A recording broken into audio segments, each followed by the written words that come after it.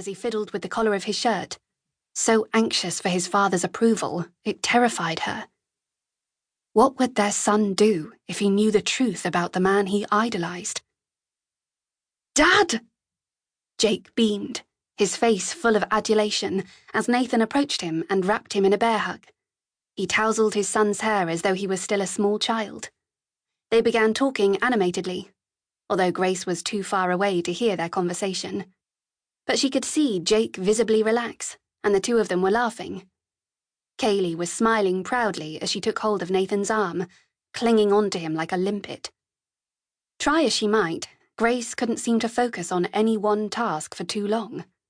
Shifting constantly from one job to another, clearing glasses, wiping spillages, serving customers. Stopping to chat from time to time, she found herself unable to hold even a simple conversation. She was about to ask one of the regulars, Crazy Len, just why he was wearing a flower in his lapel when the crowd parted, creating a direct path to the bar.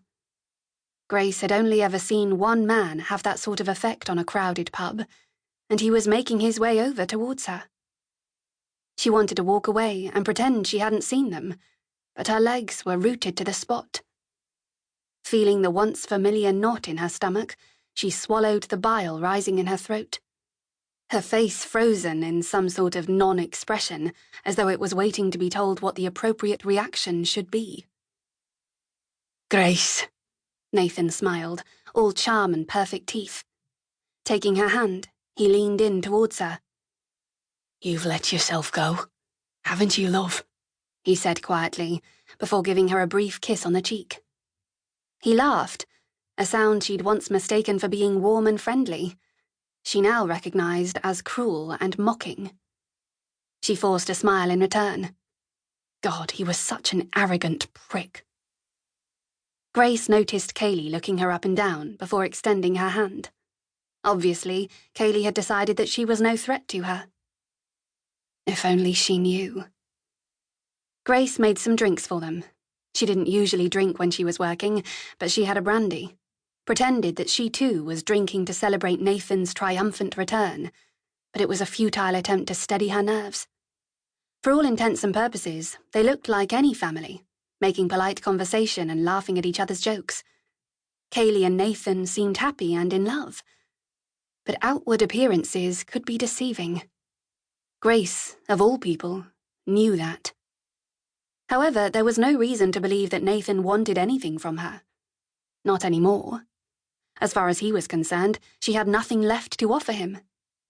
So, she went back to serving her customers, thankful that their first encounter in 12 years was as uneventful as she'd hoped. Nathan had moved on, and she was simply a footnote in his past. As closing time approached, the pub was empty, except for Jake, Nathan and Kaylee, who were huddled around a table in the corner. Grace wanted them to leave too, so she could go upstairs and finish cashing up. She'd moved out of the flat above the pub 2 years earlier, because living in such a small place with a stroppy teenager who enjoyed playing his music so loud it made the windows rattle sometimes made her feel like the walls were closing in. But if Grace was honest, she'd always dreamed of owning a nice house with a garden and a proper kitchen. Once Jake was old enough to look after himself in the evenings, she'd bought them a beautiful little detached house just outside Liverpool. She still used the flat for storage and as an office, and she stayed there occasionally when she was too tired to face the drive back home.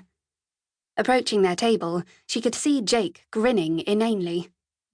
His head rolled around on his shoulders as though it were only held on by a piece of string.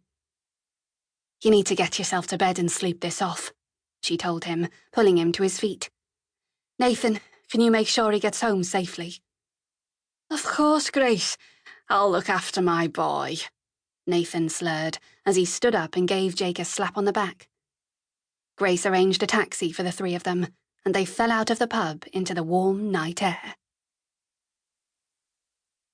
20 minutes later, Grace was closing the safe in the office upstairs when she heard the heavy tread of feet on the stairway, making her stop and freeze mid-motion. The doors were all locked, weren't they? She was always so careful about that. Yes, she definitely locked the doors and set the alarm for the whole place, except for the back entrance.